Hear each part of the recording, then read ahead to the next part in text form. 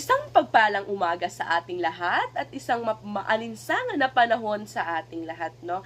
Ako nga pala si Erica de la Cruz mula sa VVE 211 at ngayon ibabahagi ko sa inyo ang aking refleksyon mula sa ginanap naming outreach program noong April 9, 2025 sa Tayuman, Manila. Ito ay under sa aming asignatura na Contemporary Family Life na nilagdaan ni Professor Nonita C. Merte.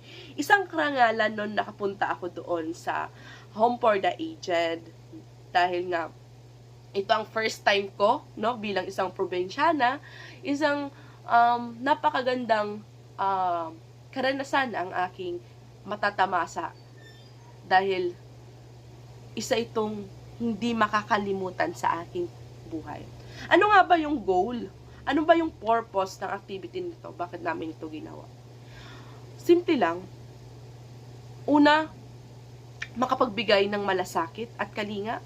Pangalawa, maramdaman namin ano nga ba ang nagiging interaksyon sa loob ng institusyon na yon. Pangatlo, bilang isang guro sa pagpapahalaga, ano yung mga hakbang namin upang makapagbigay pa kami ng pagmamahal, lalo na sa ating mga lolo't lola. Yung experience ko po nung unang ginanap itong Home for the Aged visitation, hindi naging madali dahil sa mga papers na ginaganap sa aming mga representative, hindi naging ganun ka-smooth, no? Kasi hindi basta-basta nakakapasok sa ganung institusyon. Ngunit sa magandang pagkakataon, nagkaroon kami ng sharing, no? Hinighlight ni Sister Guadalupe ang kabutihan ni Mother Teresa. At si Mother Teresa ang naging motibasyon ko, no, para magbigay ng tulong para buhayin ang aking puso na ganito pala, no, na tumulong ka nang wala kang hinihinging kapalit. Dahil sa makita mo lang yung mga ngiti, no, sa kanilang mga labi, ay parang nanalo ka na sa loto. Ito yung naramdaman ko. Sa panahon ngayon, hindi madali magbigay ng ngiti sa mga tao. Dahil lahat ng iniisip natin ay pera, kumita ng pera. Pero yung tulong na ibibigay, paano ba tayo makakatulong bilang isang individual? Hindi natin alam kung kailan tayo mawawala sa mundong ito. Hindi natin alam kung nakakapagbigay pa ba tayo ng magandang impact sa kapwa natin. At sa ngiti nila, sobrang naantig ang aking puso at hindi ko mapigilan na maluha. Dahil hindi lang nila alam kung gaano nila ako pinasaya sa araw na yon. Ano ba yung values, no, na nakukuha ko dun? Values na courage. Yung courage na yon ang pumukaw sa aking puso. Na sa lahat ng ginagawa ko sa buhay, kailangan kong maging matapang. Dahil ang pagiging matapang ay hindi ito negatibo. Kundi nagiging matapang ka na harapin yung buhay na meron ka ngayon. Paano mo pa ito mai-improve? At sa values na yon, nagkaroon ako ng awakening na hindi lang sa pagtulong, kundi sa pagkakaroon ng pagpapahalaga sa aking pamilya. Iniisip ko, kaya ko bang tingnan yung magulang ko na andun sa Home for the Aged? Kaya ko ba silang i-abandon?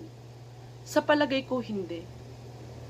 Minsan iniisip ko na sana ako na lang magkasakit, wag lang yung pamilya ko. Ganun sila kahalaga sa akin, lalo na yung magulang ko. Ang pamilya, hindi lang siya pundasyon, kundi siya siyang unang guro ng ating pagkatao na humubog sa atin, no? Kaya napakasakit na malaman na may ganung mga sitwasyon. At hindi natin ma-judge ang mga ganon. At sobrang nakakalungkot. Ngunit, na-discover ko sa aking sarili na kailangan kong magtapos ng pag-aaral. Dahil sa pagtatapos ng aking pag-aaral, matutulungan ko ang aking pamilya, lalo na sa usaping kalusugan, na every time na magkakaroon ng sakit at hindi natin ito control, makakapagbigay ako sa kanila na hindi na kailangan namin pumunta sa Home for the Aged para ibigay ko sa nila dahil hindi ko na kaya. Hindi ito mangyayari dahil naniniwala ko na habang sila nabubuhay, kahit na pumuti ang kanilang buhok, ang aking mga magulang ay bibigyan ko ng serbisyo.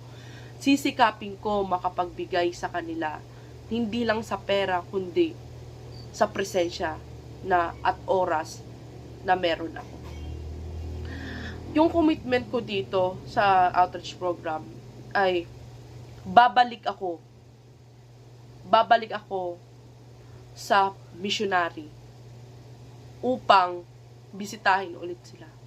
Dahil napakasarap sa puso na mas mapalad ang nagbibigay kaysa tumatanggap. Ngayon, masasabi ko na hindi natin hawak ang ating buhay. Hindi natin alam ang mga susunod na mga araw. Iba ang ngayon, iba ang mamaya, iba ang bukas.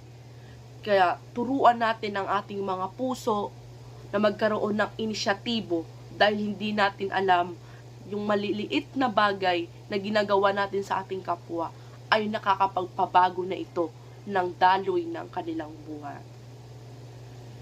Masasabi ko na ang buhay ay napakaliit lamang.